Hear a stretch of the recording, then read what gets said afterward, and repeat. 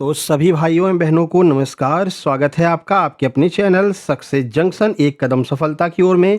मेरा नाम है अतुल शुक्ला और हम लेकर के आ गए हैं आपके लिए मध्य प्रदेश अस्पताल सहायक भर्ती 2026 की महामैराथन हिंदी के व्याकरण टॉपिक की, जिसमें आज हम कवर करेंगे जो आपके सिलेबस में दिया गया है। रस, छंद, अलंकार, समास, दोहा, संधि, कवि परिचय, इन सब को, लोकोक्ति, मुहावरे, इन सब को आज हम जो व्याकरण वाला पोर्शन है पूरा 150 प्रश्नों में कवर करने वाले हैं। और इनमें वही प्रश्न आपको देखने को मिलेंगे जो रीसेंट एग्जाम में पूछे गए हैं एपटेक के द्वारा। जैसे अभी हम फॉरेस्ट गार्ड और जेल प्रहरी डिप्टी जेलर का एनालिसिस करवा रहे हैं एग्जाम का, तो अभी रिसेंट में जो जो प्रश्न पूछे गए हैं उन सारे प्रश्नों को हमने इसमें कंपाइल किया। ठीक है, तो एकदम ताजे ताजे प्रश्न आपको सक्सेस जंक्शन पर ही देखने को मिलेंगे। ठीक है, जैसे अभी 2-3 दिन पहले जो क्वेश्चन आए हैं उनको भी हमने शामिल कर लिया है। तो यही प्रश्न 24 जून से होने वाले आपके एग्जाम में छपे हुए मिलेंगे, क्योंकि आप जानते हैं जो एपटेक है पहले ही 10,000 प्रश्नों की एक पूरा कंपाइल करके बना लेता है, फिर उन्हीं प्रश्नों को जो है अलग अलग एग्जाम्स में देता रहता है, रिपीट करता रहता है। ठीक है, तो ये जो प्रश्न पूछे गए हैं इस बार फॉरेस्ट गार्ड में, वो आपके एग्जाम अस्पताल सहायक में भी देखने को मिलने वाले हैं। तो वीडियो को शुरू से लेकर के अंत तक देखना, वीडियो को लाइक करके चैनल को सब्सक्राइब कर देना, जिससे आगे आने वाले सारे टॉप 150 सीरीज जो है एमसीक्यू की, वो टाइम टू टाइम आपके पास में पहुंच सके, और जो प्रैक्टिस सेट अस्पताल सहायक के चल रहे हैं वो भी आप तक पहुंच सके मेरे भाई। आइए शुरुआत करते हैं। पहला प्रश्न देखेंगे, ये रहा आपके सामने। ये आपका एमपी फॉरेस्ट गार्ड जेल प्रहरी के एग्जाम में 6 तारीख को सेकंड शिफ्ट में पूछा गया, अभी 6 जून को। ठीक है, चलिए, तो श्रृंगार रस का स्थायी भाव क्या होता है, पूछा इस तरह से गया था। एक लाइन दी गई थी, फिर उसमें कहा गया कौन सा रस है और इस रस में कौन सा स्थायी भाव है, दोनों पूछा गया था। 4 ऑप्शन आपको दिए गए थे। ठीक है, तो बताओ, उत्साह, शोक, रति, हास। हम सब जानते हैं श्रृंगार रस का जो स्थायी भाव होता है वो रति होता है, और श्रृंगार रस 2 प्रकार का होता है। एक तो संयोग श्रृंगार होता है, तो प्लस कर लेते हैं। एक वियोग श्रृंगार होता है, इसको माइनस कर देते हैं। ठीक है, जहां पर नायक और नायिका के मिलन की बात की जा रही हो वहां पर संयोग श्रृंगार हो जाएगा। जहां पर नायक और नायिका के विरह यानी कि बिछड़ने की बात की जा रही हो वहां पर वियोग श्रृंगार हो जाएगा। यही 2 प्रकार के श्रृंगार रस होते हैं, और ये दोनों प्रकार से एग्जाम्पल देकर के आपके एग्जाम में प्रश्न पूछे जाते हैं। चलिए आंसर देख लेते हैं और आपको डिटेल सॉल्यूशन देते हैं। रति इसका आंसर हो जाएगा। अब अगर डिटेल सॉल्यूशन की बात करते हैं तो देख सकते हैं, श्रृंगार रस का स्थायी भाव रति यानी कि प्रेम होता है। रसराज, रसों का राजा भी इसे कहा जाता है। इसके 2 भेद होते हैं, एक तो संयोग श्रृंगार और दूसरा वियोग श्रृंगार। समझ में आ गया, कोई दिक्कत तो नहीं है। आगे बढ़ लेते हैं। अगला प्रश्न ये रहा आपके सामने, कह रहे हैं, बतरस लालच लाल की मुरली धरी लुकाए, सौह करे भौहन हंसे, देन कहे नट जाए। इस पंक्ति में कौन सा रस है? तो इस तरह से पंक्ति दे देंगे, फिर आपसे पूछेंगे बताइए कौन सा रस है। वीर रस है। क्या यहाँ पर कोई वीर की वीरता की बात की जा रही है? नहीं की जा रही सर। संयोग श्रृंगार है, वियोग श्रृंगार है, या फिर करुण रस है? भाई वियोग की तो कोई बात ही नहीं की जा रही है, करुण रस की रोने वोने का कोई भाव ही नहीं आ रहा है। संयोग श्रृंगार रस है। कह रहे हैं कि गोपियों ने जो कान्हा जी की मुरली है उस मुरली को छुपा करके रख लिया है, और सौगंध खा रहे हैं कि मेरे पास मुरली नहीं है कान्हा तुम्हारी, और कान्हा जी कह रहे नहीं मेरी मुरली दे दो। तो यहाँ पर क्या है, हंसी मजाक हो रहा है, प्रेम रस दिखाई दे रहा है। तो संयोग श्रृंगार आपका बिल्कुल सही हो जाएगा, संयोग श्रृंगार रस। या बिहारी लाल जी का प्रसिद्ध दोहा, इसमें गोपियां द्वारा श्री कृष्ण की बांसुरी चुराने और उनके बीच मधुर प्रेम और छेड़छाड़ का वर्णन है, इसलिए यहाँ पर संयोग श्रृंगार रस हो जाएगा। ठीक है मेरे भाई, आगे बढ़ते हैं। अगला प्रश्न ये रहा, प्रश्न नंबर 3 आपके सामने। एक ओर अजगर ही लखे, एक ओर मृगराय, बिकल बटोही बीच ही, परयो मूर्छा खाए। इसमें कौन सा रस है? तो हो क्या रहा है कि एक तरफ तो अजगर है, ठीक है, बड़ा सा अजगर है, एक तरफ मृगराय। मृगराय का अर्थ होता है शेर। ठीक है, मृग मतलब हिरणों का राजा। हिरण का राजा कौन होता है? जो उनको खा लेता है, हिरणों को मार देता है, तो वो कौन है? जो आपका क्या नाम है, सिंह हो जाएगा। ठीक है, इसे नाहर भी कहते हैं, मृगराय भी कहते हैं। तो एक तरफ तो वो आपका खड़ा है, क्या कहते हैं, अजगर, एक तरफ शेर खड़ा है। अब जो बिकल बटोही है, जो रास्ते से बटोही जा रहा था, उसको जो है दोनों तरफ क्या दिख गया? दोनों तरफ अपनी मृत्यु दिख रही है। तो बिकल बटोही बीच ही, परयो मूर्छा खा, यानी कि जो बिकल बटोही है वो एकदम से मूर्छित होकर के बीच में ही गिर जाता है और वो बच जाता है। क्यों? क्योंकि जो व्यक्ति अगर मूर्छित हो जाता है, जिसमें जान नहीं रहती, तो ना तो उसको अजगर खाता है, और मृगराय जो शेर होता है वो शिकार करके हमेशा खाता है, यानी कि जिंदा किसी इंसान को या फिर जिंदा कोई ऐसी चीज होती है उसको ही खाता है जिसमें जीवित होता है, जो रिएक्शन कर रही हो। जब कोई भी चीज गिर गई है, कोई रिएक्शन ही नहीं कर रही है, तो ना तो उसको मृगराय खाएगा, यानी कि ना तो उसको शेर खाएगा, और ना ही उसको अजगर खाएगा। तो बिकल बटोही जो था वो फाइनली बच जाता है मेरे भाई। ठीक है, आपसे पूछा इसमें रस कौन सा है? भयानक रस है, रौद्र रस है। क्या कोई गुस्सा वाली बात की जा रही? नहीं भैया, खुद ही डर रहा है, क्या बताएगा? करुण रस है, करुण की तो कोई बात ही नहीं है, बीभत्स रस भी नहीं है। सही आंसर आपका हो जाएगा भाई, उसको डर लग रहा है तो वो भयानक रस इसका बिल्कुल सही उदाहरण हो जाएगा। यहाँ पर देखिए, किसी डरावने दृश्य या स्थिति को देखकर मन में भय उत्पन्न होता है तो भयानक रस होता है, जहाँ एक राहगीर के एक तरफ तो अजगर है, दूसरी तरफ शेर है, दोनों को देख करके बेचारा मूर्छित होकर के गिर पड़ता है। ठीक है, तो जहाँ पर भी डरने का भाव आए, भयानक रस आपका आंसर हो जाएगा। आइए आगे बढ़ते हैं। आगे बढ़ने से पहले आप लोग बता दें, जैसा कि आपने भी देखा है, फॉरेस्ट गार्ड और जेल पहरी के एग्जाम में अपने सुपर सिलेक्शन नोट से किस तरह सीधे सीधे प्रश्न एग्जाम में आए और बहुत सारे लोगों के 82.5 नंबर, 83.5, 81 नंबर ऐसे आए हैं। ठीक है, लास्ट में आपको स्क्रीनशॉट भी दिखा देंगे लोगों का क्या कहना है जिनने हमारे सुपर सिलेक्शन नोट्स लिए थे। तो अब वो एग्जाम तो खत्म हो गया, अब आपके सामने मध्य प्रदेश अस्पताल सहायक का एग्जाम है। जिन लोगों ने फॉर्म भरा है, तैयारी जिनकी बिल्कुल भी नहीं हुई है या तैयारी तो हुई है लेकिन कॉन्फिडेंस नहीं आ रहा है, तो ऐसे में आप हमारे complete super selection notes Madhya Pradesh अस्पताल सहायक के ले सकते हैं और तैयारी करके कम से कम +20 अपना जो स्कोर अभी आ रहा है उसमें 20 नंबर इंक्रीज कर सकते हैं। कैसे प्राप्त करेंगे और क्या क्या मिलेगा वो सारी प्रक्रिया आपको बता देते हैं। सबसे पहले बता दें, 149 रुपए में आपको ये मिलने वाला है और इसमें बहुत सारा स्टडी मटेरियल आपको मिलेगा। क्या क्या देखिए, सभी पांचों सब्जेक्ट के पहली बात तो कंप्लीट थ्योरी नोट्स आपको मिल जाएंगे। ठीक है, थ्योरी नोट्स मिल गए, यहां से आप अपना सिलेबस कंप्लीट करेंगे। उसके बाद तुरंत आपको हम प्रैक्टिस सेट दे देंगे साथ में ही। लगभग 8 प्रैक्टिस सेट करा चुके हैं, 8 के 8 प्रैक्टिस सेट आपको मिल जाएंगे। एग्जाम तक आपके पास में 12 से 15 प्रैक्टिस सेट पहुंच जाएंगे। इसके अलावा लगभग 1000 के आसपास टॉपिक वाइज एमसीक्यू करवा चुके हैं विद डिटेल सॉल्यूशन, जैसा ये हिंदी का करवा रहे हैं। तो ये सारे एमसीक्यू आपको मिल जाएंगे। एग्जाम तक आपके पास में लगभग 2500 के आसपास एमसीक्यू हो जाएंगे। तो इस तरह से आपकी एक बेहतरीन तैयारी हो जाएगी और फिर हम जो है ग्रुप में क्विज वगैरह भी कराने लगेंगे। जैसे एग्जाम नजदीक आएगा तो आपकी बढ़िया से टेस्ट भी उसी में हो जाएगी। ठीक है, तो ये प्राप्त कैसे करेंगे, कोई बड़ी प्रक्रिया नहीं, छोटी सी प्रक्रिया है। क्यूआर कोड आपको दिखाई दे रहा है, कोई ऐप वगैरह इंस्टॉल नहीं करना है। इसी क्यूआर का स्क्रीनशॉट खींच लीजिए, इसी पर आपको 149 का पेमेंट करना है। उस पेमेंट का स्क्रीनशॉट इस व्हाट्सएप नंबर 7052547003 इसको सेव कर लेना। सेव करके कॉन्टैक्ट रिफ्रेश कर लेना तो उसमें हमारा नंबर दिखने लगेगा। इसी पर आपको इस क्यूआर कोड से जो आपने पेमेंट किया है उसका स्क्रीनशॉट सेंड कर देना है। जैसे ही आप स्क्रीनशॉट सेंड करेंगे, इसी नंबर से आपको complete super selection notes send कर दी जाएंगे। व्हाट्सएप ग्रुप की लिंक भी आपको इसी में सेंड कर दी जाएगी, जिस पर क्लिक करके आप व्हाट्सएप ग्रुप ज्वाइन कर लेंगे, जहां पर आगे के सारे नोट्स और पीडीएफ आपको मिलती रहेंगी मेरे भाई। ठीक है, और अगर हम ऑनलाइन नहीं दिख रहे हैं तो थोड़ा सा वेट कर लेना पेमेंट करने के बाद में। जब लास्ट सीन देख लिया करो, लास्ट सीन कब है सर का, अगली बार जब ऑनलाइन आएंगे तो तुरंत आपको नोट्स भेज देंगे। तो परेशान होने की बिल्कुल भी आवश्यकता नहीं। अभी कुछ लोग नोट्स लेते हैं तुरंत फोन लगाना शुरू कर देते हैं, थोड़ा सा वेट कर लिया करो मेरे भाई, है ना। हो सकता है सर क्लास ले रहे हो, है ना। चलिए, सारी बातें समझ में आ गई तो जल्दी से नोट्स लेकर के कदम बढ़ा दीजिए इस बार सफलता की ओर। आइए चलते हैं अगले प्रश्न की ओर। ये रहा अगला प्रश्न, संचारी भाव, व्यभिचारी भावों की कुल संख्या कितनी मानी गई। मोस्ट इंपोर्टेंट है, अभी डिप्टी जेलर के एग्जाम सेकंड शिफ्ट में पूछा गया है। तो संचारी भावों की संख्या की बात करते हैं, 4 ऑप्शन आपके सामने हैं। सही आंसर 33 हो जाएगा, ऑप्शन नंबर सी। संचारी भाव जिसे हम व्यभिचारी भाव भी कहते हैं, इसकी संख्या 33 मानी गई है। आइए डिटेल देखते हैं।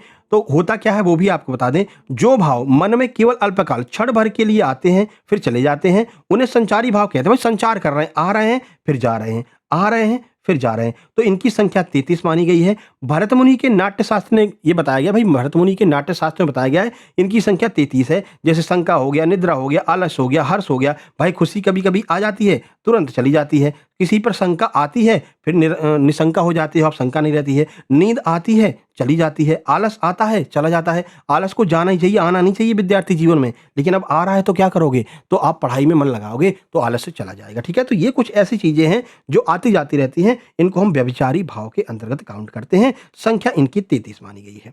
चलिए, चौपाई छंद के प्रत्येक चरण में कितनी मात्राएं होती हैं, ये भी आपके एग्जाम में अभी फॉरेस्ट गार्ड में पूछा गया है। तो चौपाई छंद में कुल 16 मात्राएं होती हैं। देखिए, आपके जो सिलेबस में 2 ही छंद दिए गए हैं, ठीक है ना, एक तो चौपाई एक दोहा। तो यहीं से प्रश्न आएगा, एक्स्ट्रा चीजें पढ़ने की आवश्यकता नहीं है आपको। चलिए आगे बढ़ लेते हैं, इसका डिटेल सॉल्यूशन आपको देते हैं। तो जो चौपाई है वो एक सममात्रिक छंद है, इसमें 4 चरण होते हैं और प्रत्येक चरण में 16-16 मात्राएं होती हैं और अंत में 2 गुरु का होना शुभ माना जाता है। यानी लास्ट में जो होगा, मंगल भवन अमंगल हारी द्रबहुंस दशरथ अजर बिहारी। तो लास्ट में री आ रहा है, मतलब कि लास्ट में बड़ी मात्रा आ रही है। तो ये अगर है तो दा बेस्ट है, नहीं तो आपको ध्यान रखना है 16-16 मात्राएं इसमें होती हैं।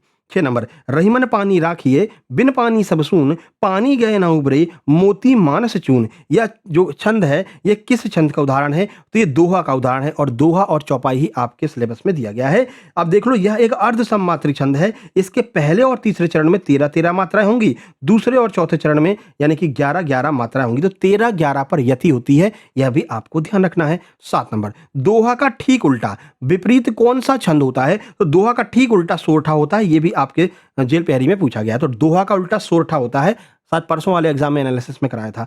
सोरठा भी एक अर्धसामांत्रिक छंद है, दोहा का उल्टा होता है। इसके पहले और तीसरे चरण में 11-11 मात्राएं होती हैं और दूसरे और चौथे चरण में 13 मात्राएं होती हैं। तो यहाँ पर 11-13 पर यति होती है। तो 11-13 पर यति हो रही है तो सोरठा है, 13-11 पर यति हो रही है तो दोहा है। दोनों एक दूसरे के उल्टे होते हैं, यह आपको ध्यान रखना है। चलिए 8 नंबर, वीर रस। वीर रस का स्थायी भाव क्या होता है बताइए? क्रोध होता है, उत्साह होता है, जुगुप्सा या निर्वेद? आइए आंसर की ओर चलते हैं। सही आंसर आपका हो जाएगा उत्साह। वीर रस में क्या आप बहुत ज्यादा उत्साहित हो जाते हैं ना, आपको अगर लग रहा है कि भाई आज तो इसका खेला खत्म कर ही देंगे, तो आप बहुत ज्यादा उत्साहित हैं, है ना, आपके अंदर उत्साह का संचार हो गया है। तो युद्ध करने या किसी कठिन कार्य को करने के लिए मन में जो उत्साह जागृत होता है वह वीर रस का स्थायी भाव होता है। आपने कहा शुक्ला सर के नोट्स ले लिए हैं, अब तो इस एग्जाम को फोड़ ही देंगे, तो आपके अंदर उत्साह का संचार हो गया और एक तरह से आपके अंदर ऐसा लग रहा है अरे आज से पढ़ाई चालू, पूरे नोट्स कंप्लीट कर लेंगे, एक भी क्वेश्चन नहीं छोड़ेंगे और एग्जाम क्वालिफाई कर लेंगे। तो उत्साह इसका स्थायी भाव हो जाएगा। और इस समय रस कौन सा आपके अंदर आया है? तो आपके अंदर वीर रस आया है अपनी सफलता के प्रति। अगला, रामचरितमानस की रचना मुख्य रूप से किस छंद में हुई है? तो दोहा और चौपाई में ही रामचरितमानस की रचना हुई है और इसीलिए आपके एग्जाम में दोहा और चौपाई ही पूछे जाएंगे। तो गोस्वामी तुलसीदास जी द्वारा रचित रामचरितमानस में मुख्यतः दोहा और चौपाई छंद का प्रयोग किया गया है। बीच बीच में सोरठा और हरिगीत का भी कहीं कहीं मिल जाते हैं। आगे बढ़े, अब थोड़ा स्पीड तेज कर दे मेरे भाई, क्योंकि 150 प्रश्न कराने हैं, वीडियो लंबा हो जाएगा और धीरे धीरे करेंगे। तो बीभत्स रस का स्थायी भाव पूछा गया, तो जुगुप्सा या घृणा जो है बीभत्स रस का स्थायी भाव होता है। ठीक है, कैसे? जहां घृणित वस्तुओं या दृश्यों को देखकर मन में घृणा या जुगुप्सा का भाव उत्पन्न हो, बीभत्स रस होता है। अब इसका एग्जाम्पल अगर हम बात करें तो जैसे कि कहीं पर आप जा रहे हैं, आपने देखा कि एक भैंस जो है मरी हुई है और उस भैंस को गिद्ध लोग खा रहे हैं, तो आपके मन में एकदम ऐसे घृणा की भावना आई, अरे ये क्या है यार, हटो यहाँ से, भागो यहाँ से, ठीक है ना। तो ये क्या हो गया? ये जुगुप्सा या फिर घृणा हो गया और इसकी वजह से जो है बीभत्स रस जो है पैदा होता है। तो स्थायी भाव जुगुप्सा या घृणा हो जाएगा। अगला अगला देखिए 11 नंबर है, तरनी तनुजा तट तमाल तरुवर बहुछाए। ये भी पूछा गया था अभी फॉरेस्ट में। बताइए इसमें कौन सा अलंकार है? तो ता और ता वर्ण की जो है आवृत्ति बार बार हो रही है। तो जहां पर किसी वर्ण की आवृत्ति बार बार होती है, अनुप्रास अलंकार वहां पर हो जाता है। 90% क्वेश्चन आपके अनुप्रास अलंकार से ही आते हैं। तो जहां एक ही वर्ण की बार बार आवृत्ति होती है, अनुप्रास अलंकार होता है। 12, देखो ये वाला तो 2-3 बार पूछ चुके, फेवरेट हो गया है एप्टेक का। कनक कनक ते सौगुनी मादकताधिकाय, वा खाए बौराए जग या पाए बौराए। बताइए कौन सा इसमें अलंकार है? बताइए। तो इसके लिए हमने एक ट्रिक बताई थी, ये कनक कनक जो है ना, इसको यमक यमक कर लो, क्योंकि ये एग्जाम्पल बार बार पूछा जाता है, हर एग्जाम में पूछेंगे। तो कनक कनक को यमक यमक कर लो तो याद हो जाएगा। जहां पर भी कनक कनक आ जाए समझ लो भाई यमक अलंकार का उदाहरण है। तो ये जो है आपका यमक अलंकार का उदाहरण हो जाएगा। ऐसे ही फॉरेस्ट वालों को बताया था हमने, और फॉरेस्ट वालों के लिए 3 बार ये प्रश्न पूछा गया अलग अलग शिफ्ट में, तीनों बार उनका सही निकला है और बहुत सारे लोगों ने कमेंट भी किया था। तो जब एक ही शब्द का प्रयोग एक से अधिक बार होता है और हर बार अर्थ उसका अलग अलग निकलता है, तो यमक अलंकार होता है। जहां पहले कनक का अर्थ तो सोना है और दूसरे कनक का अर्थ धतूरा है। ठीक है, तो कनक कनक ते सौगुनी मादकता दिखाए, यानी कि अगर तुमको सोना मिल जाए तब भी तुम एकदम घमंड में आगे हो जाओगे, हमें कोई नहीं लगता। और अगर तुमने क्या खा लिया, धतूरा खा लिया, तो भी अता पता नहीं चलेगा, दिमाग इतना घूमेगा कि तुम फिर भी घमंड मद में ही जो है चूर हो जाओगे। ठीक है, तो वही कह रहे हैं कि कनक कनक ते सौगुनी मादकता दिखाए, दोनों में बहुत ज्यादा मादकता है। या खाए बौराए नर व पाए बौराए, यानी कि अगर सोना मिल गया तो बौराया जाता है नर, और अगर इसको खा लेता है तो बौराया जाता है। ठीक है, तो दोनों में कनक कनक का अलग अलग अर्थ है। आगे बढ़ते हैं। पीपर पात सरिस मंडोला, जहां पर सरिस सम शब्द आ जाए तो वहां पर उपमा अलंकार होता है। इसमें कुछ बताने की आवश्यकता नहीं है, उपमा अलंकार हो जाएगा। आगे बढ़ते हैं। 14 नंबर, चरण कमल बंदो हरिराई, इसमें कौन सा अलंकार है? इसमें रूपक अलंकार है। जो चरण है इसको कमल रूपी चरण कह रहे हैं कि भाई उनके जो चरण है ना, वो चरण नहीं है, कमल के समान है, कमल रूपी चरण है। बिल्कुल रूप मतलब चरण को कमल ही मान लिया गया है। तो जहां पर किसी को वही वस्तु ही मान ली जाए, यानी उसका रूप दे दिया जाए, वहां पर रूपक अलंकार ऑप्शन सी हो जाएगा। डिटेल सॉल्यूशन में आप देख सकते हैं, जहां उपमेय और उपमान में कोई भेद यानी कोई अंतर न, कह रहे चरण कमल बंदो हरिराई, यानी कमल रूपी जो चरण है भाई इन्हीं को ही बंदो, इनकी ही पूजा करो। तो कोई भेद अंतर ना रहे, तो दोनों को एक ही मान लिया जाए, वहां रूपक अलंकार होता है। यहाँ ईश्वर के चरणों को ही कमल मान लिया गया है, इसलिए क्या होगा? रूपक अलंकार हो जाएगा। 15 नंबर, हनुमान की पूंछ में, ये भी आया था अभी फर्स्ट में पूछा है। हनुमान की पूंछ में लगन न पाई आग, लंका सगरी जल गई, गए निशाचर भाग, कौन सा अलंकार है? तो अतिशयोक्ति अलंकार हो जाएगा, क्योंकि इसमें इनकी पूंछ की वर्णन जो है बढ़ा चढ़ा करके किया गया है। ठीक है, तो जहां पर किसी भी चीज का वर्णन बढ़ा चढ़ा कर किया जाए, अतिशयोक्ति अलंकार हो जाएगा।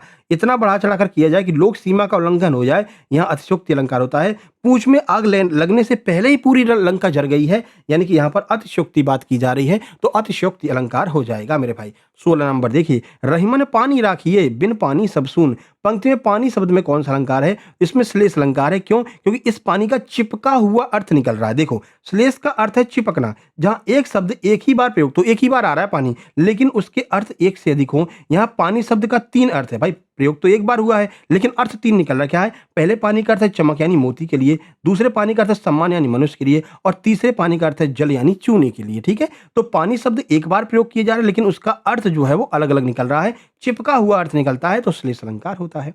17, ले चला साथ में तुझे कनक जो भिक्षु लेकर स्वर्ण झनक। प्रयुक्त में कौन सा अलंकार है? तो उत्प्रेक्षा अलंकार है। जा ज्यों त्यों स्यों जहां पर भी आ जाए वहां उत्प्रेक्षा अलंकार होता है। देखो, यों शब्द आ रहा है तो ये उत्प्रेक्षा अलंकार का उदाहरण हो जाएगा। यहाँ पर आप देख सकते हैं, जहां उपमेय में उपमान की संभावना या कल्पना की जाती है वहां उत्प्रेक्षा अलंकार होता है। इसमें वाचक शब्द जन जानो मनु मानो ज्यों त्यों आदि दिखाई देते हैं, तो हम उत्प्रेक्षा अलंकार ही लगाएंगे। आगे बढ़ें, मैया मैं तो चंद्र खिलौना ले हूं। इसमें कौन सा अलंकार है? तो रूपक अलंकार है। कह रहे हैं चंद्र खिलौना, चंद्र रूपी जो खिलौना है मैं उसी को लूंगा। कान्हा जी एकदम लेट जाते, ना मैया मैं ना मानने वालों, मैं तो चंद्र रूपी खिलौने को ही लूंगा। ठीक है, तो यहाँ पर चंद्रमा को क्या कह दिया गया? खिलौना मान लिया गया है, तो रूपक अलंकार हो जाएगा। श्री कृष्ण अपनी माता से चंद्रमा रूपी खिलौने की मांग कर रहे हैं। यहाँ चंद्रमा उपमेय पर खिलौने उपमान का अभेद आरोप है, इसलिए यहाँ पर रूपक अलंकार हो जाएगा। यानी चंद्रमा को ही खिलौना मान लिया, कह रहे हमें यही खिलौना चाहिए, दूसरा नहीं चाहिए।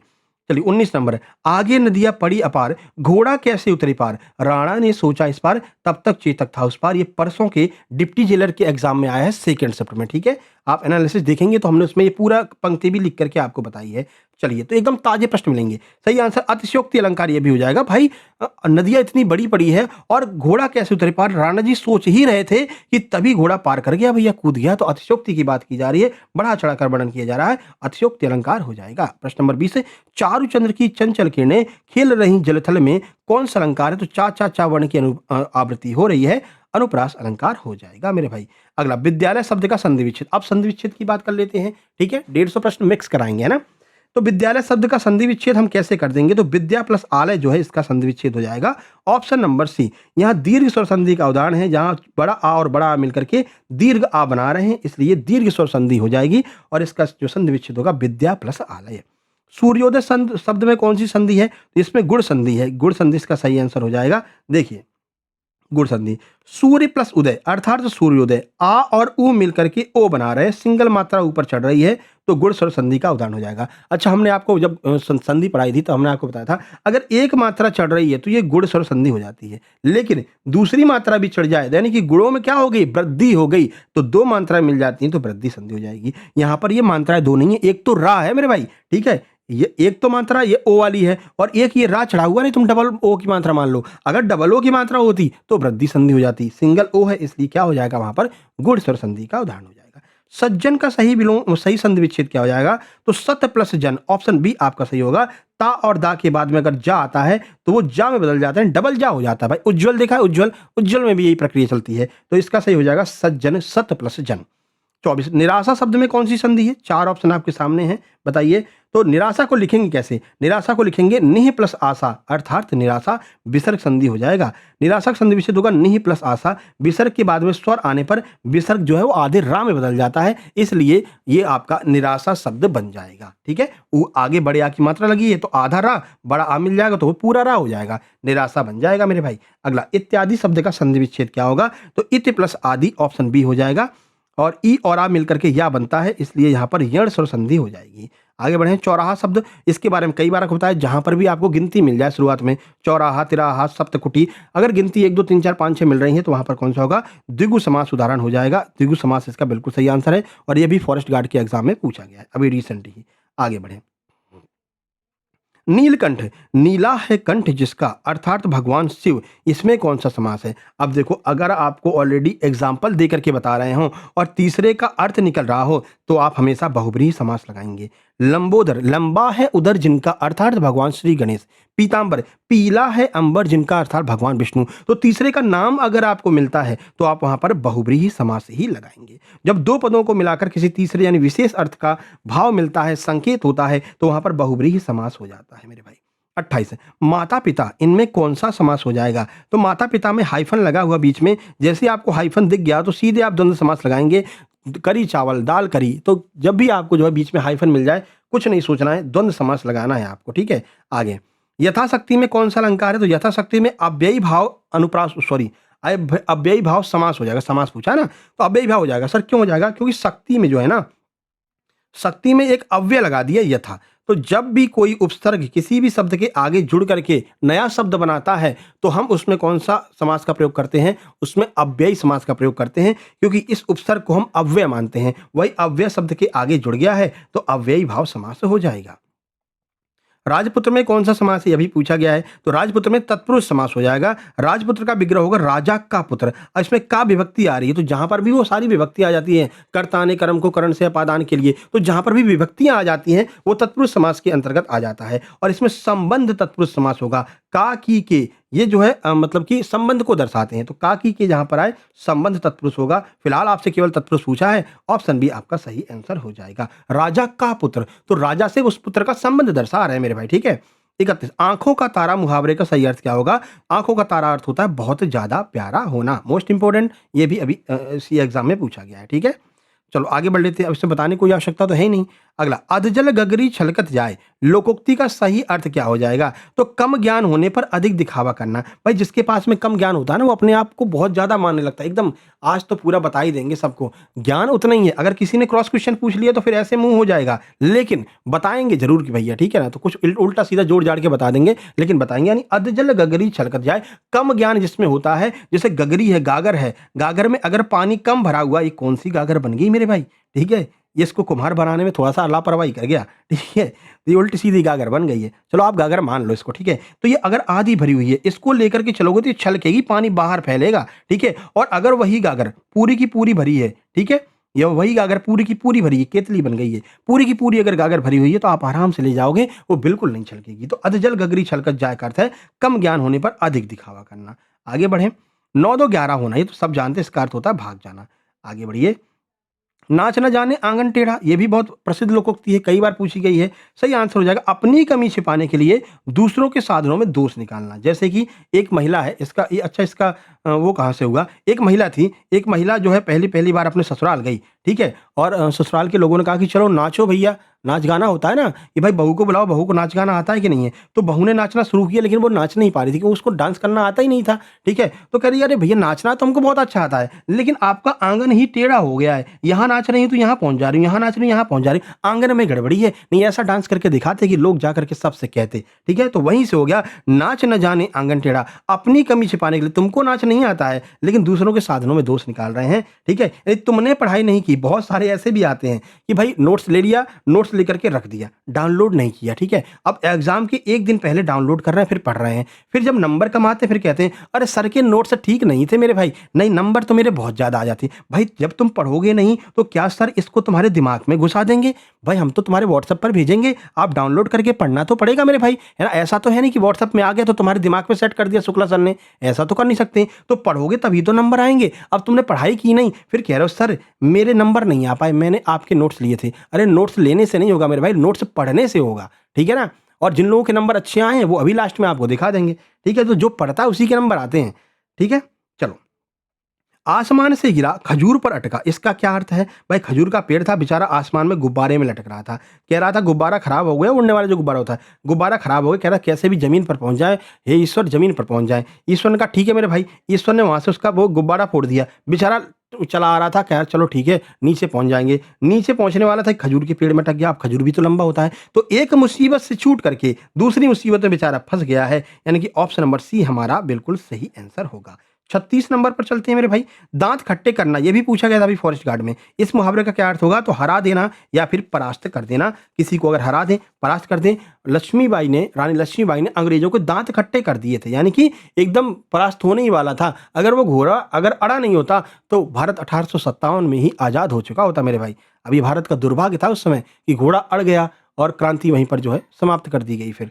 चलिए 37 नंबर, अपना उल्लू सीधा करना, इसका क्या अर्थ हो जाएगा? तो अपना स्वार्थ सिद्ध करना, यानी कि अपनी बात, अपना काम निकाल लो भैया, बाकी मुझे कोई मतलब नहीं है, ठीक है ना? तो ऑप्शन सी इसका सही आंसर होगा। 38, हाथ कंगन को आरसी क्या, इस लोकोक्ति का क्या अर्थ है, ये भी आपका पूछा गया था फॉरेस्ट में। सही आंसर हो जाएगा प्रत्यक्ष को प्रमाण की क्या आवश्यकता है, ठीक है। अभी लास्ट में आपको दिखाएंगे स्क्रीनशॉट में लोगों ने खुद बताया कि सर आपके नोट से क्वेश्चन आए हैं, तो जो प्रत्यक्ष है भाई उसको प्रमाण की कोई आवश्यकता नहीं है मेरे भाई, है ना? तो यहां पर हो जाएगा प्रत्यक्ष को प्रमाण की क्या आवश्यकता, हाथ कंगन को आरसी क्या। देखिए यहां पर जो बात बिल्कुल साफ और स्पष्ट सामने दिख रही है उसे साबित करने के लिए किसी भी अन्य प्रूफ की आवश्यकता नहीं पड़ती है। अगला, ईद का चांद होना, तो ये सब जानते हैं बहुत दिनों बाद दिखाई देना। अब ईद का चांद हमेशा तो दिखता नहीं है, काफी दिनों के बाद दिखता है। काला अक्षर भैंस बराबर लोकोक्ति का क्या अर्थ हो जाएगा?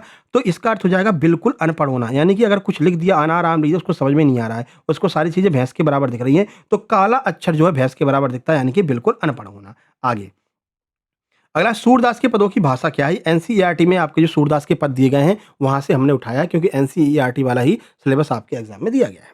तो भाषा क्या है? तो ब्रज भाषा में सूरदास जी ने अपनी जो है सारी कविताओं को जो है लिखा है। यहाँ पर देख सकते हैं महाकवि सूरदास ने अपने प्रसिद्ध ग्रंथ सूरसागर, जिससे भ्रमर गीत लिया गया है, कि रचना ब्रज भाषा में की है। वे वात्सल और श्रृंगार रस के श्रेष्ठ कवि माने जाते हैं और अष्टछाप का जहाज भी इन्हीं को कहा जाता है, यह भी आपको ध्यान रखना है।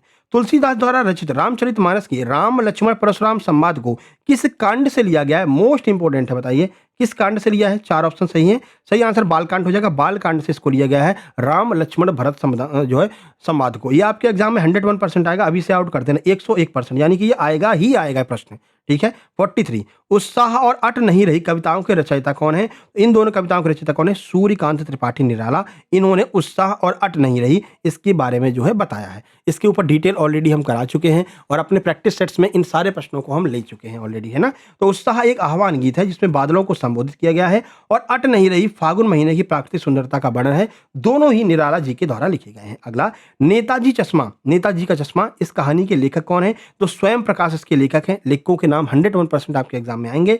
तो कक्षा 10 में ये क्षितिज कहानी है जिसके नेताजी का चश्मा कैप्टन चश्मे वाले की देशभक्ति पर आधारित है। इसके लेखक स्वयं प्रकाश हैं। आगे बढ़े, अगला है बाल गोविंद भगत पाठ के लेखक कौन है और गद्य की कौन सी विधा है? चार ऑप्शन आपके सामने हैं। तो बाल गोविंद भगत के लेखक कौन है? सही आंसर राम वृक्ष बेनीपुरी, और ये एक तरह का रेखा चित्र है, ठीक है। तो ये आपको ध्यान रखना, पूछेंगे भाई लेखक कौन है और कौन सी है, तो रेखा चित्र है, राम वृक्ष बेनीपुरी के द्वारा रचित है। अगला प्रश्न देखिए, लखनवी अंदाज नामक व्यंग रचना के लेखक कौन है? तो यशपाल के द्वारा लिखी गई लखनवी अंदाज। यशपाल ने लखनवी अंदाज व्यंग में पतनशील सामंती वर्ग नवाबों की बनावटी जीवन शैली पर कटाक्ष किया है, जो बिना खीरा खाए ही सूंघ कर डकार ले लेते हैं। इसके बारे में उन्होंने इस पाठ में बताया है, ठीक है। आगे बढ़े, 47, एक कहानी यह भी, इस आत्मकथा के लेखिका कौन है? तो मन्नू भंडारी के द्वारा लिखी गई है एक कहानी यह भी। अगला देखिए, यह दंतुरित मुस्कान, ये बहुत अच्छी कहानी है, कई बार आपको बताया इसके बारे में।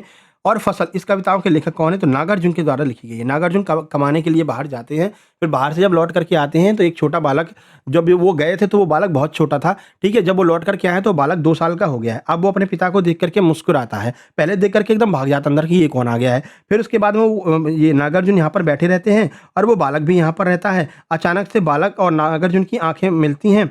बालक जो है नागार्जुन को देख करके हंस देता है। जब खिलखिलाता है उसकी वो दांत दिखने लगते हैं जो छोटे छोटे दांत थे, बस उन्हीं दांतों को देख करके नागार्जुन ने कविता लिखी है, यह दंतुरित मुस्कान। बहुत बेहतरीन कविता है, ठीक है।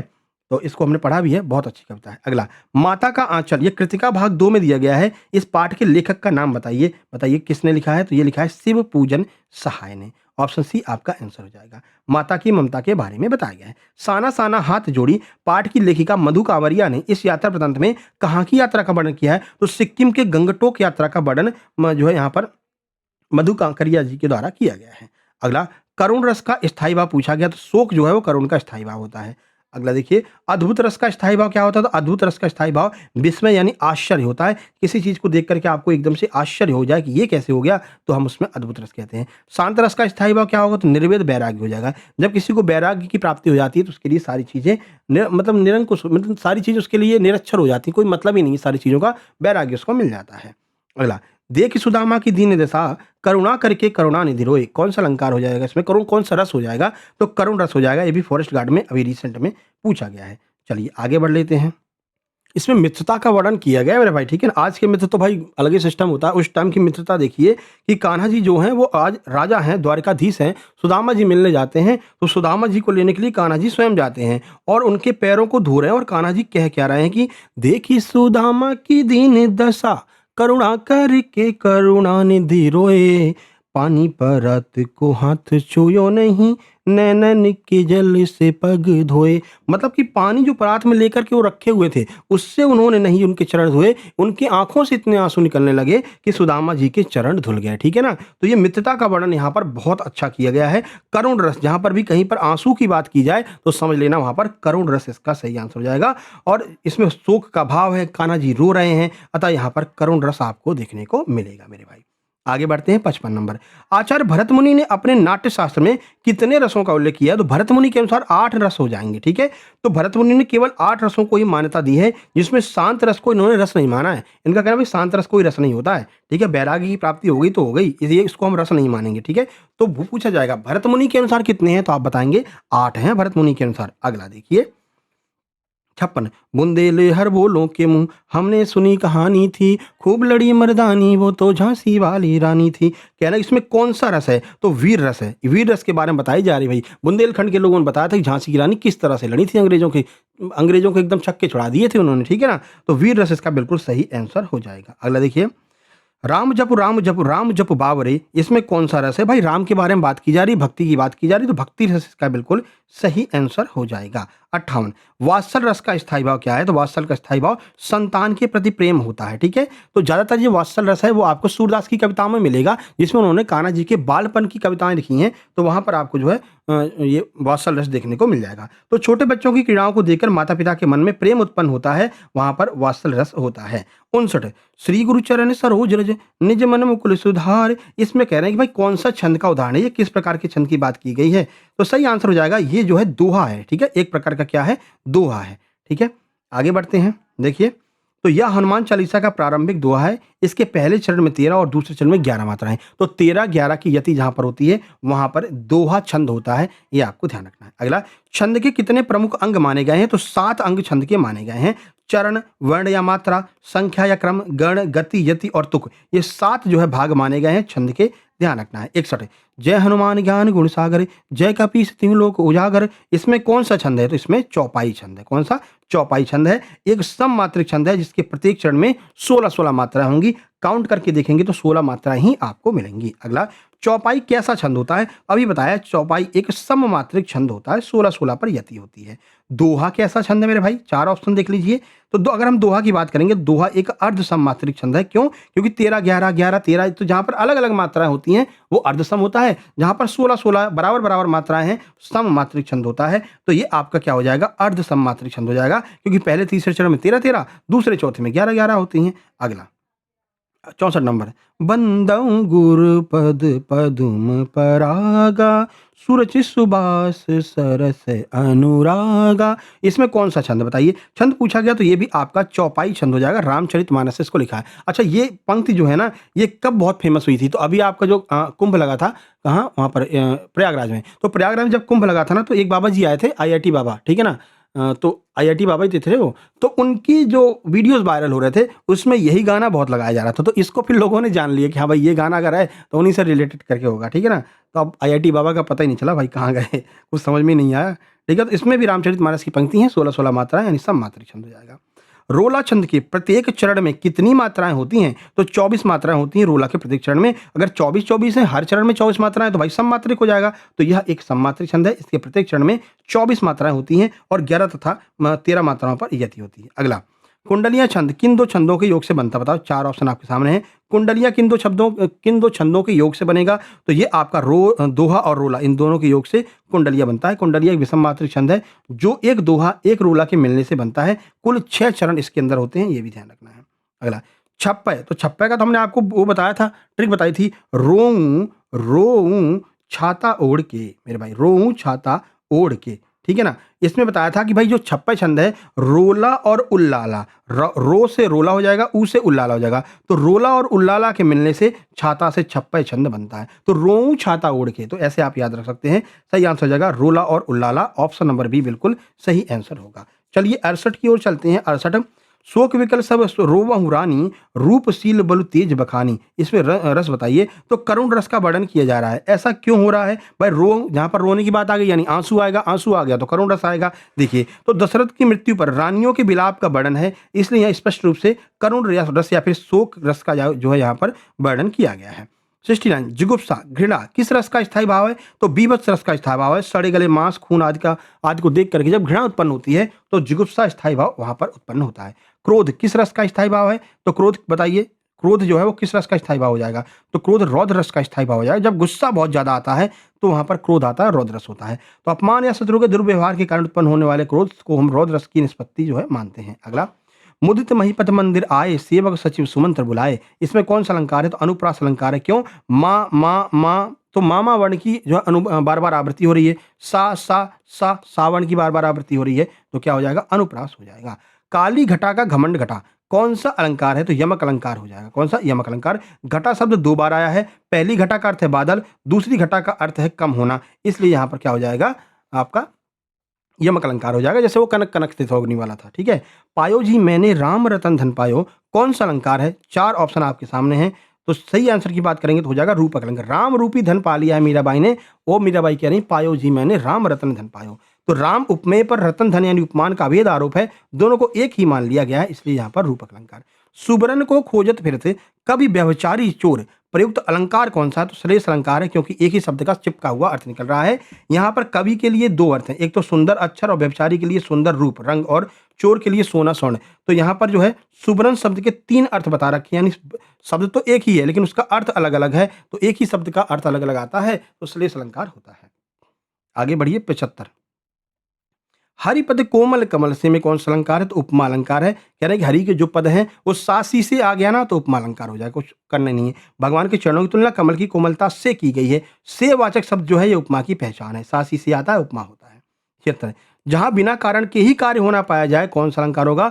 विभावना अलंकार होगा। बिनु पद चले सुने बिनु काना, कर बिन कर्म करे विधिनाना। तो पैरों के बिना चल रहा है, कानों के बिना सुन रहा है, यहाँ पर विभावना अलंकार हो जाएगा।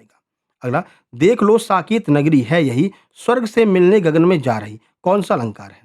तो यहां पर मेरे भाई अतिशयोक्ति अलंकार हो जाएगा। भाई साकेत नगरी इतनी बड़ी हो गई कि स्वर्ग से मिलने जा रही गगन में, है ना? तो क्या हो जाएगा यहां पर? अतिशयोक्ति अलंकार। तीन बेर खाती थी वे तीन बेर खाती हैं, इसमें कौन सा अलंकार होगा बताइए? तो यमक अलंकार होगा, क्योंकि तीन बेर का और तीन बेर का अलग अलग अर्थ निकल रहा है। यहाँ तीन बेर का अर्थ आ रहा है कि तीन बेर खाती थी वो, यानी कि यहाँ पर महाराणा प्रताप की रानियों की बात की जा रही है। जब महाराणा प्रताप जो है जंगल में निवास कर रहे हैं तो कह रहे हैं कि भाई तीन बेर खाती थी, जो तीन बार दिन में खाती थी वो आज तीन बेर खा रहे हैं, यानी कि तीन बेर, या वो बेर जो होते नहीं वो बेर खाने वाले, तो तीन बेर जो खाती थी वो आज केवल तीन बेर खा रही हैं। यानी कि यहाँ पर तीन बेर का अर्थ तीन बार आ रहा है, एक बार अलग आ रहा है, एक बार अलग आ रहा है और अलग अलग बार लिखा भी गया, इसलिए यहाँ पर यमक अलंकार होगा मेरे भाई। 79 फूले काश सकल महिछाई, जनु बरसा ऋतु प्रकट बुढ़ाई में कौन सा अलंकार है? उत्प्रेक्ष अलंकार हो जाएगा। काश के फूलों को देखकर ऐसी संभावना की जा रही है मानो वर्षा ऋतु बूढ़ी हो गई हो। जनु जो वाचक शब्द है वो किसका पहचान होती है? तो उत्प्रेक्षा का। जनु जानो मनु मानो, ये आपके उत्प्रेक्षा के पहचान हो जाएंगे। अगला, नवल सुंदर श्याम शरीर की, सजल नीरद सी कली कांति है, इसमें कौन सा अलंकार बताए? नवल सुंदर श्याम शरीर की, सजल नीरद सी कली कांति थी, बताइए। तो सासी से आ रहा है भाई, सासी से जहां पर आता है उपमा होता है, कुछ करने की आवश्यकता नहीं है। ठीक है, सासी आ गया मतलब उपमा हो गया। अगला 81 बाल थी विशाल विकराल ज्वाल जाल मानो, लंक लाल बे को काल रचना पसारी है में इसमें कौन सा अलंकार हो जाएगा? उत्प्रेक्षा अलंकार हो जाएगा। क्यों हो जाएगा? हनुमान जी की पूंछ की आग को देख करके ऐसी कल्पना की जा रही है मानो काल ने लंका निगलने के लिए जीभ निकाल ली हो। भाई मनु मानो जनु जानो आ गया ना, भाई मनु मानो जनु जानो जहां पर भी आएगा तो परीक्षा हो जाएगा, इसमें कुछ सोचने की जरूरत ही नहीं है। अगला, अगला है संदेशन मधुबन मधुबन कूप भरे, पंक्ति में कौन सा अलंकार है? अतिशयोक्ति अलंकार है। कह रहे भाई जो मधुबन है ना, जो जंगल है वो कूप की तरह भर गया संदेशों को लेकर के। तो गोपियों के संदेशों से जो मथुरा के कुएं हैं वो भर गए हैं मेरे भाई। यह अत्यंत बढ़ा चढ़ा करके वर्णन किया जा रहा है कि इतने जो है संदेश भेजे हैं उद्धव को गोपिकाओं ने कि जो मथुरा के कुएं हैं, कूप कूप जो है वो भर चुके हैं उनके संदेशों से। अगला, रही मन जो गति दीप की, कुल कपूत गति सोए, बारे उजियारो करे बड़े अंधेरो होए। अलंकार पूछा गया कौन सा अलंकार है? तो श्लेष अलंकार है। क्यों? क्योंकि दीप का जो है ना वो चिपका हुआ अर्थ निकल रहा है। ठीक है, तो यहाँ पर बारे का जो है बारे का और दीप का दोनों का अलग अलग अर्थ निकल रहा है। बारे यानी बचपन जलाने और बड़े होने का जो है बुझने पर शब्दों में दो अलग अलग अर्थ चिपके हुए निकल रहे हैं। भाई यहाँ पर दीप की भी अलग अर्थ निकल रहा है और बारे का भी अलग अर्थ निकल रहा है, तो दोनों का अलग अलग अर्थ निकल रहा है, इसलिए यहाँ पर जो है श्लेष अलंकार हो जाएगा। जहां उपमेय में उपमान का निषेध रहित अभेद आरोप हो वहां पर कौन सा अलंकार होता है? तो रूपक अलंकार होता है। सीधे परिभाषा है, आपको पढ़ लेना है। उदित उदयगिरि मंच पर रघुवर बाल पतंग, इसमें कौन सा अलंकार है? तो रूपक अलंकार है। उदयांचल पर्वत पर मंच का और राम पर बाल सूर्य का अभेद आरोप यहाँ पर किया गया, इसलिए यहाँ पर रूपक अलंकार होगा। मखमल के झूले पड़े हाथी सा टीला, पंक्ति में कौन सा अलंकार है? सासी से आ गया ना, सासी से आ गया मतलब उपमा अलंकार। अगला, मधुबन की छाती को देखो सूखी इसकी कितनी कलियां, इसमें कौन सा अलंकार हो जाएगा बताओ? तो इसमें हो जाएगा आपका श्लेष अलंकार, क्योंकि यहाँ पर जो आपका कलियां शब्द है इसके अलग अलग अर्थ निकल रहे हैं। तो कलियां शब्द के दो अर्थ हैं, फूल खिलने से पूर्व की अवस्था और यौवन आने से पहले की अवस्था। तो कलियों के अलग अलग अर्थ निकलने की वजह से श्लेष अलंकार। उपमा अलंकार के कितने भेद होते हैं? तो 4 प्रकार का उपमा होता है। उपमेय, उपमान, वाचक शब्द और साधारण धर्म, ये 4 अंग जो हैं वो उपमेय वो क्या कहते हैं, उपमा अलंकार के होते हैं। अगला, शशि मुख पर घूंघट डालो, इसमें कौन सा अलंकार है? तो रूपक अलंकार हो जाएगा। मुख उपमेय को ही शशि अर्थात चंद्रमा मान लिया गया है, इसलिए कह रहे हैं भाई जो शशि रूपी मुख है, यानी कि चंद्रमा के समान जो मुख है, चंद्रमा रूपी जो मुख है, मतलब कि चंद्रमा जो उसका मुख है उसको चंद्रमा ही मान लिया है, तो चंद्रमा रूपी मुख है, तो रूपी शब्द आ जाएगा, तो रूपक अलंकार। नील गगन सा शांत हृदय सा हो रहा, इसमें कौन सा अलंकार है? उपमा, क्योंकि सासी से आ गया, उपमा अलंकार, कुछ सोचना ही नहीं है। अगला, देवार्चन शब्द का सही संधि विच्छेद क्या हो जाएगा बताइए? तो देव प्लस अर्चन, ऑप्शन नंबर सी आपका हो जाएगा। सॉरी, देव अर्चन है यहाँ पर, देव प्लस अर्चन, ऑप्शन नंबर ए जो है वो बिल्कुल सही आंसर हो जाएगा। यहाँ पर देख सकते हैं दीर्घ स्वर संधि है, छोटा आप और छोटा आ मिलकर के बड़ा आ बन रहा है। महर्षि शब्द की में कौन सी संधि है? तो महर्षि में कौन सी है? गुण संधि हो जाएगी, ठीक है। तो महा प्लस ऋषि अर्थात आ और रा मिलकर के अर हो जा रहे हैं, जहां पर भी अर हो जाता है तो वहां पर गुण संधि हो जाती है। अगला, सदैव का सही संधि विच्छेद क्या होगा? तो सदा प्लस एव, सदा प्लस एव, ऑप्शन बी सही आंसर हो जाएगा, सदैव हो जाएगा, ठीक है। और 2 मात्रा लगी हुई, यानी कि यहाँ पर कौन सी? वृद्धि स्वर संधि हो जाएगी। स्वागत शब्द में कौन सी संधि है? तो जड़ स्वर संधि है, क्योंकि सु प्लस आगत है, सु और आगत, इसमें क्या हो रहा है? स्वागत बन जा रहा है। ऊ के बाद भिन्न स्वर आ जाने पर ऊ का वाह हो जाता है, और जब वाह हो जाए तो समझ लेना कौन सी संधि हो जाएगी? जड़ हो जाएगी। वाह और या ये दोनों जड़ संधि में आते हैं। नयन का सही संधि विच्छेद क्या होगा? तो ने प्लस अन, कहाँ दिया है? ऑप्शन बी में दिया है, ने प्लस अन, ये नयन का सही संधि विच्छेद हो जाएगा। आगे बढ़ते हैं। दिगंबर का सही संधि विच्छेद क्या होगा? ये सारे प्रश्न अभी पूछे गए हैं फॉरेस्ट गार्ड में, ठीक है। जितने संधि वाले करा रहे हैं सारे संधि हमने वही लिए हैं जो पूछी गई हैं। सही आंसर हो जाएगा दिग प्लस अंबर, व्यंजन संधि का उदाहरण हो जाएगा। वागीश, वाक प्लस ईस, ऑप्शन नंबर आपका बी हो जाएगा, वाक प्लस ईस, वागीश का फुल फॉर्म जो है संधि हो जाएगा। जगन्नाथ में कौन सी संधि है? तो जगत प्लस नाथ अर्थात व्यंजन संधि हो जाएगी। ता वर्ण लास्ट में आ रहा है, तो ता व्यंजन होता है, तो जगत प्लस नाथ जगन्नाथ हो जाएगा। ता के बाद में ना आने पर ता वर्ण जो है पंचम वर्ण ना में बदल जाता है, हालांकि ये सब हम आपको पढ़ा चुके हैं ऑलरेडी। मनोरथ का सही संधि विच्छेद क्या होगा? तो इसमें विसर्ग संधि होती है, मनः प्लस रथ हो जाएगा। 99 हो गए हैं, आइए 100 कर लेते हैं, सेंचुरी अपनी पूरी करते हैं। निश्चल शब्द का सही विच्छेद क्या हो जाएगा? तो निश्चल भी विसर्ग संधि है, निह निह प्लस छल, तो ये निश्चल हो जाएगा, जो कि आपके ऑप्शन नंबर बी में दिया गया है, तो ये आपका विसर्ग संधि का उदाहरण हो जाएगा। चलो सेंचुरी पूरी, 101 नंबर पर चलते हैं। पीतांबर, पीला है अंबर जिसका अर्थात भगवान विष्णु, कौन सा समास है? तो बताया था तीसरे का अर्थ निकले तो बहुब्री समास हो जाएगा। गजानन, गजानन में कौन सा समास है? द्वंद्व है, द्विगु है, बहुब्री है, तत्पुरुष है, इसमें भी बहुब्री हो जाएगा, क्योंकि गज के समान है आनंद जिसका अर्थात भगवान श्री गणेश की बात यहाँ पर की जा रही है। त्रिलोचन में कौन सा समास हो जाएगा? तो त्रिलोचन में यहाँ पर देखो, यहाँ पर इन्होंने द्विगु भी दिया है, कर्म, द्वंद्व और बहुब्री। तो अब आप यहाँ पर देखेंगे संख्यावाची होने के कारण भी, लेकिन तीसरा अर्थ निकल रहा है ना इसका, त्रिलोचन, 3 है लोचन जिसके अर्थात भगवान शंकर, तो आप बहुब्री ही लगाएंगे, बहुब्री ही जो है माना है किसने? एमपीएसबी एपटेक ने बहुब्री ही माना है, ठीक है। 3 है लोचन जिसके अर्थात भगवान शिव, संख्यावाची होने पर भी विशेष अर्थ निकल रहा है, इसलिए जो है आप इसको बहुब्री ही मानेंगे, ठीक है मेरे भाई। आगे बढ़ते हैं। दाल रोटी में कौन सा समास है? बीच में हाइफन आ रहा है, यानी कि द्वंद्व समास हो जाएगा। दिन रात में कौन सा समास है? बीच में हाइफन आ रहा है, द्वंद्व समास हो जाएगा, ठीक है। अगर देखिए त्रिभुवन में कौन सा समास है बताओ? त्रिभुवन में, तो त्रिभुवन का क्या कहीं पर तीसरा अर्थ निकल रहा है क्या? नहीं, तो त्रिभुवन का कोई तीसरा अर्थ नहीं निकल रहा है, तो भाई 3 दिया गया है, संख्यावाची हो जाएगा, संख्यावाची होने की वजह से द्विगु समास हो जाएगा। आगे बढ़िए। नवरत्न, नवरत्न में कौन सा समास है? तो नवरत्न में भी द्विगु हो जाएगा, क्यों? क्योंकि संख्यावाची हो जा रहा है, 1 2 3 4 5 6 9 तक आ रहे हैं, तो संख्यावाची होने की वजह से ये द्विगु हो जाएगा। आजीवन में कौन सा समास है? अव्ययी भाव हो जाएगा, क्यों? क्योंकि आ जो उपसर्ग लगा हुआ है इसमें, तो आ यहाँ पर अव्यय का काम करेगा, तो ये अव्ययी भाव हो जाएगा। प्रतिदिन में कौन सा उपसर्ग है? यहाँ पर भी अव्ययी भाव हो जाएगा, क्योंकि प्रति उपसर्ग लगा हुआ है, जहाँ पर उपसर्ग लग जाए तो वहाँ पर अव्ययी भाव समास हो जाता है, ठीक है। आगे बढ़िए, सीधी सीधी पहचान है। 10, देशभक्ति में कौन सा समास है? तो देश के लिए भक्ति, अब यहाँ पर आपको का, की, के, ये सब सारे वर्ण आ जा रहे हैं ना, तो संप्रदान तत्पुरुष हो जाए, क्योंकि इसमें के लिए शब्द जो आया है वो संप्रदान तत्पुरुष का उदाहरण होता है, इसलिए यहाँ पर संप्रदान तत्पुरुष हो जाएगा, ऑप्शन सी आंसर। चलिए अब कुछ लोकोक्ति और मुहावरे देख लेते हैं। अकल पर पत्थर पड़ना, इस मुहावरे का क्या अर्थ हो जाएगा? तो बुद्धि भ्रष्ट हो जाना, ये भी पूछा गया अभी फॉरेस्ट में, ठीक है। आगे बढ़ते हैं। आस्तीन का सांप, इस मुहावरे का क्या अर्थ हो जाएगा? कपटी मित्र। आजकल के ऐसे मित्र होते हैं, ठीक है ना, कि तुम्हारा सिलेक्शन ना हो जाए, ऊपर से कहेंगे अरे भैया तुम्हारा सिलेक्शन हो जाएगा तो लड्डू बाँटेंगे, अंदर कह रहे हो सिलेक्शन ना हो जाए इसका, नहीं तो मेरे पापा क्या कहेंगे मेरे भाई, ठीक है ना? तो ऐसे लोगों से बच करके रहना है, सिलेक्शन की तरफ कदम बढ़ाते चलना है, ठीक है? कपटी मित्र। ऊँट के मुँह में जीरा, अब इसमें कुछ बताने की बात है क्या? ये तो आप बचपन से पढ़ते चले आ रहे हो, है ना? तो बहुत अधिक चाहने वाले को बहुत कम अगर मिल जाता है तो भाई ऊँट के मुँह में जीरा के बराबर होता है। एक पंथ दो काज, इसका क्या हो जाएगा? एक काम के साथ-साथ में दूसरा काम भी हो जाना, तो इसे हम कहते हैं एक पंथ दो काज। अगला, कंगाली में आटा गीला होना, लोकोक्ति का क्या अर्थ हो जाएगा? तो भाई मुसीबत में और ज़्यादा मुसीबत आ जाना। एक तो आटा लगा रहे थे, कंगाली थी, थोड़ा-सा आटा मिला था, उस ऊपर से गीला और पानी और ज़्यादा चला गया, अब क्या करेंगे? आटा तो है ही नहीं, तो यहाँ पर मुसीबत पे मुसीबत आ जाना। गागर में सागर भरना, यही काम हमारे नोट्स में किया गया है, गागर में सागर भरा गया, ठीक है ना? सब चीज़ें कंपाइल करके एक छोटे से नोट्स में आपको दे दिया गया है, बढ़िया से आपकी तैयारी हो जा रही है। ये सारे चैप्टर हमने 150 प्रश्नों में पूरा कंप्लीट कर लिया है ना? With example, with rule, with नियम सब कुछ मिल जा रहा है आपको। तो सही आंसर हो जाएगा थोड़े शब्दों में बहुत बड़ी बात कह देना। आगे बढ़िए। घर का भेदी लंका ढाए भाई, इसका क्या अर्थ हो जाएगा? तो यहाँ पर हो जाएगा आपसी फूट या विश्वासघाती से सर्वनाश हो जाना, घर का भेदी लंका ढाए सही अर्थ हो जाएगा। 118 छक्के छुड़ाना यानी कि बुरी तरह हराना, ये इसका बिल्कुल सही आंसर हो जाएगा। अगला, टेढ़ी खीर होना यानी बहुत कठिन काम होना, काम जब बहुत कठिन होता है तो कहते हैं भाई ये तो टेढ़ी खीर हो गया है। आगे बढ़िए। 9 दिन चढ़े अढ़ाई कोस, इसका क्या अर्थ हो जाएगा? तो हो जाएगा बहुत धीमी गति से काम होना, ठीक है? तो जैसे वो कहते हैं कि मतलब कि कोई काम आपको दे दिया गया है, सरकारी काम कैसे? सरकारी काम जो आपके होते हैं, अगर तुम कुछ वज़न नहीं रखोगे तो फिर वो चलते ही रहेंगे, ठीक है ना? तो वो क्या होता है कि 9 दिन चले अढ़ाई कोस, 9 दिन चल पाए, 9 दिन पूरा हो गया और केवल अढ़ाई कोस चले हैं, तो बहुत धीमी गति से काम हो रहा है। अच्छा, एक बात और आपको बता दें, कुछ ऐसे लोग हैं जो हमारे इन नोट्स को लेकर के और अपने उसमें डाल रहे हैं ऐप पर, ठीक है? और 299 में जो है हमारे इन नोट्स को ही कॉपी करके बेच रहे हैं। तो ऐसे लोगों से सतर्क रहना है, फालतू में उनका नोट्स नहीं लेना है, क्योंकि वहाँ पर भी आपको यही सारी चीज़ें मिलेंगी। प्लस हमारे एमसीक्यू को डाउनलोड करके 199 की प्रैक्टिस सेट बेच रहे हैं, ठीक है?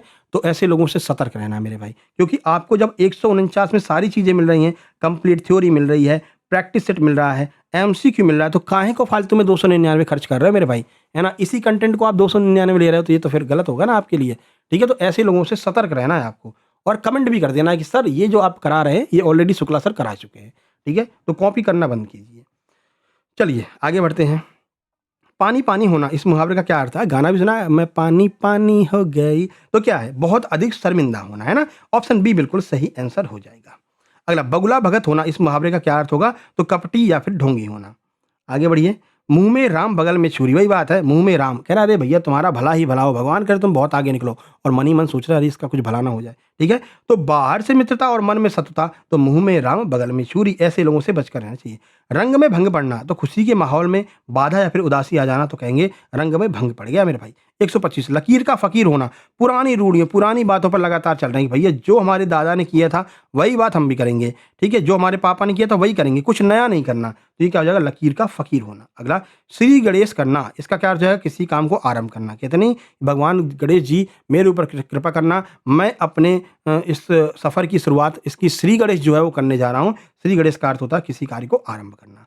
अगला है हाथ मलना, इस मुहावरे का अर्थ होगा, हाथ मलना का अर्थ होता है पछताना, कहते हैं कि अब पछताए का होत जब चिड़िया चुग गई खेत, ठीक है? तो अभी आप नोट्स नहीं लोगे, सोचोगे चलो भैया ले लेंगे, अभी तो टाइम है, फिर जब एग्जाम सर पे आ जाएगा फिर लोगे, और अरे पढ़ लो जल्दी जल्दी पढ़ लो, फिर पढ़ नहीं पाओगे, फिर कहोगे सर तुम्हारे नोट्स तो लिए थे नंबर नहीं आए। भैया पढ़ोगे तब तो नंबर आएंगे मेरे भाई, है ना? तो इसको अभी लेकर के और पढ़ लो पूरा, नंबर आने की गारंटी मेरी है मेरे भाई, ठीक है? अभी अगर तुम्हारे जितने भी आ रहे हैं उससे +20 ना हो जाए तो कहना मेरे भाई, ठीक है?